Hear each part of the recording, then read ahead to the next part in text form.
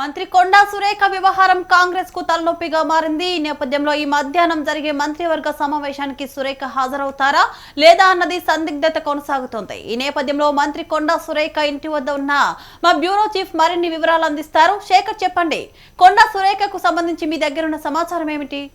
Right Srilatha, ప్రస్తుతం మనం Konda Surekha minister క్వార్టర్స్లో కొండా సురేఖ నివాసం దగ్గర ఉన్నాము. ప్రస్తుతం అయితే ఇక్కడికి కొండా సురేఖ కూతురు సుష్మిత పటేల్ ఇంతకుముందే ఇక్కడికి చేరుకున్నారు. తనతో పాటు అలానే ముందుగా సుమంత్, ఏదైతే మాజీ ఓఎస్డీ సుమంత్ భార్య సతీమణి కూడా ఇక్కడికి చేరుకున్న పరిస్థితి. అయితే కొండా సురేఖ మంత్రి ప్రజెంట్ అయితే ఇక్కడే ఉన్నారు. న్యాయవాదులతోటి ప్లస్ అలానే కొండా సుష్మితతోటి అలానే ఓఎస్డీ సుమంత్ భార్య కూడా ఉన్నారు. దానిపైన న్యాయవాదులతోటి కూడా చర్చించే అవకాశం ఉంది. ఇప్పటికే ఏఐసిసి వ్యవహారాల ఇన్ఛార్జ్ తెలంగాణ కాంగ్రెస్ పార్టీ వ్యవహారాల ఇన్ఛార్జ్ మీనాక్షి నటరాజన్ నుంచి కొండా సురేఖకు అయితే ఫోన్ వచ్చిన పరిస్థితి. క్యాబినెట్ సమావేశంలో పాల్గొనాలనేది కూడా వాళ్ళ నుండి చెప్పిన పరిస్థితి.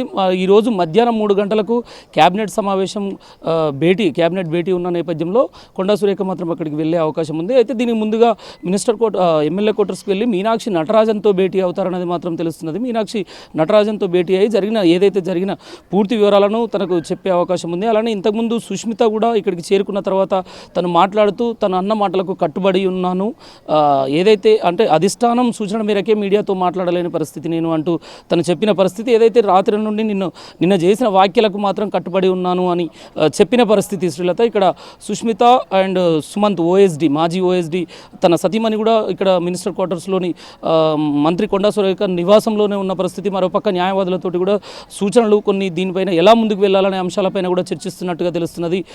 ఇప్పటికే అంటే ఏదైతే జరిగిన విషయంపైన కొండా మురళి కూడా స్పందించింది మనం చూసాము.